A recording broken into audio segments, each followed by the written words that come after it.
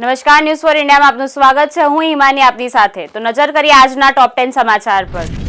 ચંદ્રઘંટા દેવી દુર્ગાની ત્રીજી શક્તિ છે। આજે નવરાત્રિના ત્રીજા દિવસે તેમની પૂજા કરવામાં આવે છે। આ સ્વરૂપમાં દેવીના કપાળ પર અર્ધચંદ્રાકાર ચંદ્ર છે, તેથી દેવીનું નામ ચંદ્રઘંટા પડ્યું છે।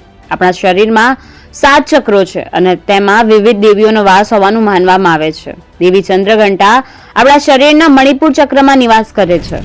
હવામાન વિભાગની આગાહી અનુસાર આજે રાજ્યના કેટલાક વિસ્તારોમાં વરસાદ વરસી શકે છે। ગુજરાતના વિવિધ જિલ્લામાં છૂટાછવાયા વરસાદની આગાહી કરવામાં આવી છે, તેમજ દક્ષિણ ગુજરાતમાં વરસાદી ઝાપટા પડવાની સંભાવનાઓ પણ વ્યક્ત કરવામાં આવી છે। સુરત, નવસારી, તાપી, ડાંગ, નર્મદા, વલસાડમાં સામાન્ય વરસાદની શક્યતા વ્યક્ત કરવામાં આવી છે।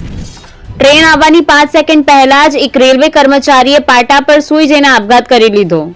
વિચલિત કરી દેતી આ ઘટના અમદાવાદના મણિનગર રેલવે ક્રોસિંગ પાસેની છે, જ્યાં રેલવેના જુનિયર એન્જિનિયર અશ્વિન રાઠોડે હમસફર ટ્રેન નીચે પડતું મૂકીને આપઘાત કરી લીધો હતો। ટ્રેન આવવાની હોવાથી રેલવે ફાટક બંધ હતું અને બંને સાઈડ વાહનોની ભીડ હતી। આ દરમિયાન જ લોકોની નજર સામે રેલવે કર્મીએ પાટા પર સૂઈને આપઘાત કરી લીધો હતો। આપઘાતની ઘટના સીસીટીવીમાં કેદ થઈ છે। અમદાવાદ શહેર ક્રાઇમ બ્રાન્ચ અને એસઓજી પોલીસ દ્વારા ડ્રગ્સ ડ્રાઈવ હાથ ધરવામાં આવી હતી। અમદાવાદના 20 જેટલા સ્થળોએ સ્પેશિયલ ટેકનિકલી ઇક્વિપમેન્ટ સાથે લોકોના ટેસ્ટ પણ કરવામાં આવ્યા। ક્રાઇમ બ્રાન્ચ દ્વારા એસજી હાઈવે પર સ્પેશિયલ ડ્રગ્સની drive, mobile drugs analyser kit દ્વારા તપાસ કરવામાં આવી। આજે વડાપ્રધાન નરેન્દ્ર મોદી મહારાષ્ટ્રના પ્રવાસે છે, તો વાસીમમાં પહોરાદેવી મંદિરે દર્શન કરશે। વડાપ્રધાન મોદી વાસીમમાં કૃષિ અને પશુપાલન ક્ષેત્ર સાથે જોડાયેલી 23,300 કરોડની વિવિધ પરિયોજનાનું લોકાર્પણ અને ખાતમુહૂર્ત પણ કરશે।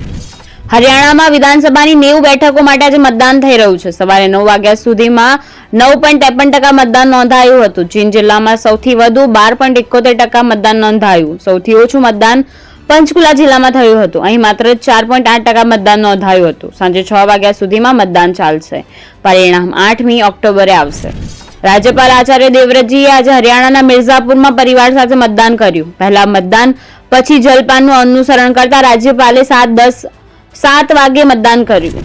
છત્તીસગઢમાં સુરક્ષા દળો અને નક્સલીઓ વચ્ચે અથડામણ। સુરક્ષા દળોએ 30 નક્સલીઓને ઠાર માર્યા। AK-47, SLR સહિત કેટલાક હથિયારો પણ કબજે કરવામાં આવ્યા। આ એન્કાઉન્ટર દંતેવાડા નારાયણપુર જિલ્લાની સરહદ પર આવેલા ઓરછા પોલીસ સ્ટેશન વિસ્તારના નેંદુર અને થુલથુલી ગામ વચ્ચેના જંગલમાં થયું હતું।